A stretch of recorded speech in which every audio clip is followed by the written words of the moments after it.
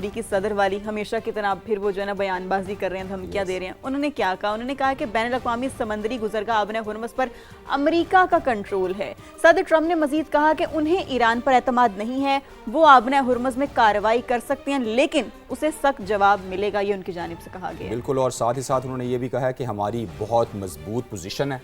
और दूसरी जानिब अमरीकी जो सेंटकॉम है उसने तस्दीक की है कि पैनमा के बहरी जहाज़ को वार्निंग नज़रअंदाज करने पर निशाना बनाया गया है क्योंकि वो ईरान के खिलाफ नाकाबंदी की खिलाफवर्जी कर रहा था। जहाज़ के इंजन पर मिसाइल दागे गए हैं। सदर ट्रंप कहते हैं कि आबना हुर्मुज़ पर अमरीका का 100% कंट्रोल है। तो ये एक रेटरिक्स हैं, एक बयानबाजी है जो दोनों जो फरीक हैं, जाहिर है ये एक नैरेटिव की जंग है, डोमेस्टिक ऑडियंस के लिए करते हैं। ये बहुत ज़रूरी है। देखें, दोनों फरीकैन के लिए ये बहुत ज़रूरी है कि वो अपनी जो ऑडियंस है डोमेस्टिक, जो अपनी जिसे कहते हैं ना जनता है, तो वो उसको ये बता सकें कि हम ही कंट्रोल कर रहे हैं। दूसरी तरफ कोई उनकी बात वैसे सुन नहीं रहा, ये उनकी बात मान नहीं रहा, ये भी दुनिया देख रही है। लेकिन अमरीकी सदर खैर उनकी हम सुनते रहते हैं, लेकिन उन्होंने फिर बात की है, एक दफ़ा फिर उन्हें सुन लेते हैं। I don't trust Iran. Why? Are you saying I trust Iran?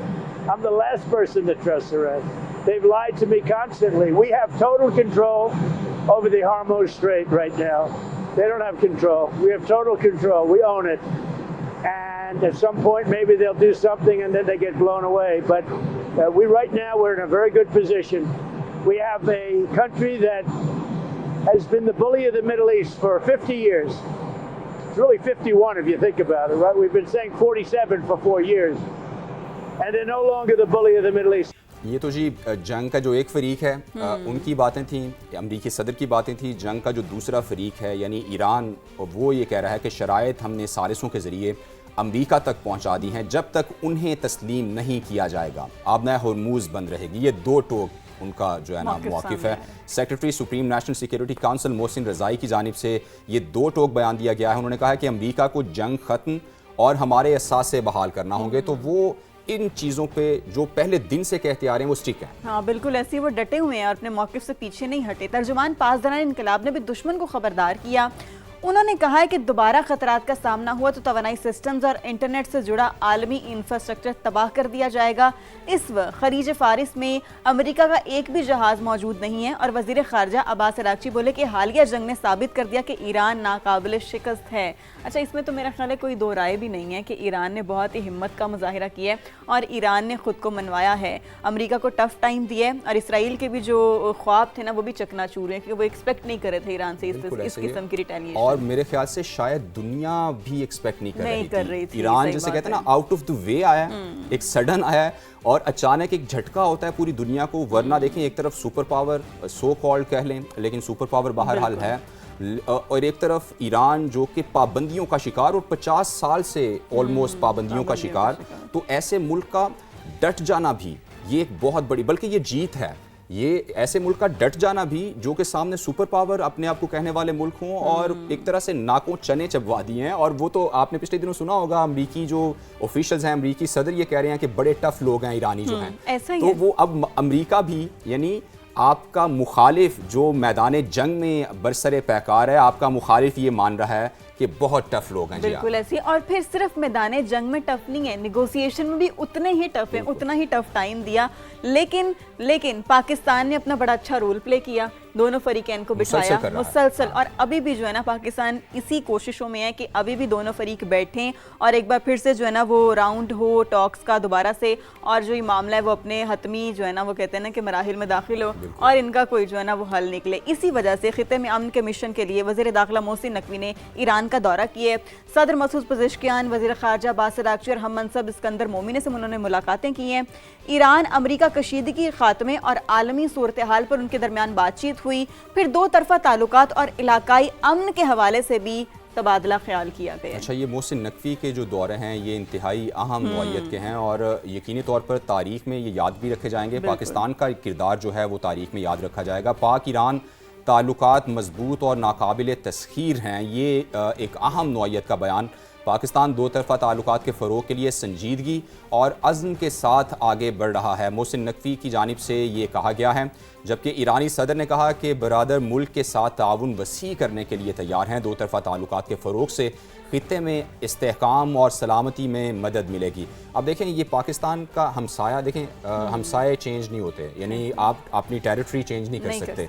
और इस्लामी मुल्क और पाकिस्तान में बहुत ज़्यादा सेंटिमेंट्स भी हैं, यानी हम ये जानते हैं, और क्यों ना हो, मतलब इस्लामी मुल्क है हमारा, ब्रदर मुल्क है, तो ये एक मौका भी पाकिस्तान के पास आया कि ये जो टाइज हैं ये मजबूत की जाएं।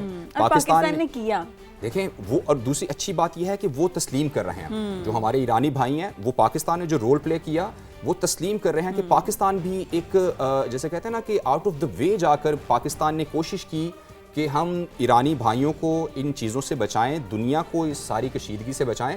और सबसे मैं फिर कहूँगा अच्छी बात यह है कि ईरानी भाई जो हैं वो इस चीज़ को तस्लीम कर रहे हैं कि पाकिस्तान के किरदार को तस्लीम कर रहे हैं। तो ये एक इन सारे सिनेरियो में जो एक अहम इशू जो अभी तक हल नहीं हुआ वो आबना हरमूज का है, और पाकिस्तान इससे जुड़ी तेल की कीमतें, और पाकिस्तान देखें, और पाकिस्तानी बेचारे इससे डायरेक्ट जो है ना वो इफ़ेक्ट हो रहे हैं, चूँकि पाकिस्तान की ऑलमोस्ट 80% जो तवानाई के जो तेल है, जो गैस है, वो वहीं से इन्हीं रास्तों से आ रही होती है। इंटरनेशनली मार्केट में कीमतें बहुत बढ़ गई हैं, तो इस कशीदगी की वजह से जो आलमी मंडी में तेल की कीमतें फिर बढ़ने लगी हैं।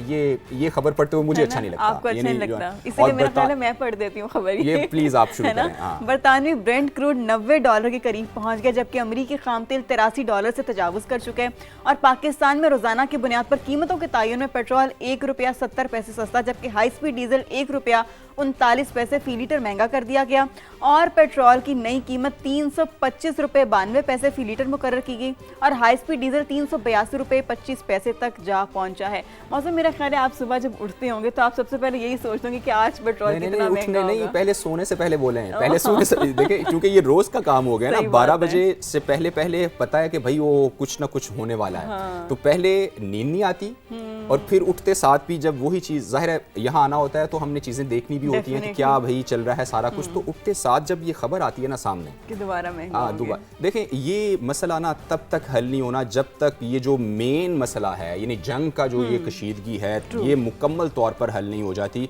ये तब तक हमें इस चीज़ के लिए तैयार भी रहना है। और इसका देखें, मुझे ये लगता है ठीक है, समहाउ हम ब्लेम करते हैं गवर्नमेंट को, लेवी बहुत बढ़ा रही है, लेवी कम की जा सकती है, लेकिन ये जो एक इशू है ना, ये किसी के कंट्रोल में नहीं रहा। हाँ, यानी ये जंग चूंकि चल रही है, और दोनों फरीक जो हैं वो इस एक बात पे दोनों इस एक बात पे बहुत ज़्यादा स्टिक हैं कि जब तक हमारे मुतालबात नहीं माने जाते, अब मैं हरमूज नहीं खुलेगी, तो तब तक फिर हम भी ये देखते रहेंगे कि आज ये हो गया और कल ये हो गया। सुबह उठते साथ, रात को सोने से पहले।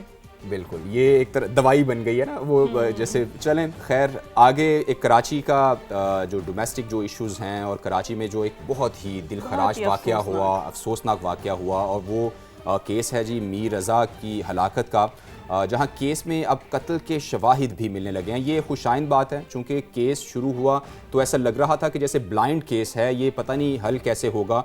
सबसे पहले एक अहम पेशरफ से आपको आगाह करें कि मकतूल ने आखिरी रात जिस गाड़ी में सफ़र किया था उसका ड्राइवर और उसका बयान सामने आ गया है। एहसानुल्लाह ने बताया कि 28 जुलाई को 3:57 पर राइड बुक हुई, 4:09 पर सफ़र का आगाज हुआ है जी। ये उनकी जानिब से कहा गया कि खालिद बिन वलीद रोड से तारिक रोड और फिर मिलेनियम मॉल से जौहर मोड़ की तरफ गए, और जौहर मोड़ से मौसमियात और फिर बेकरी से आगे वो गुजरे। एक बेकरी का उन्होंने जिक्र किया। फिर लड़के ने गाड़ी में ब्लूटूथ पर मोबाइल के जरिए गाने लगाए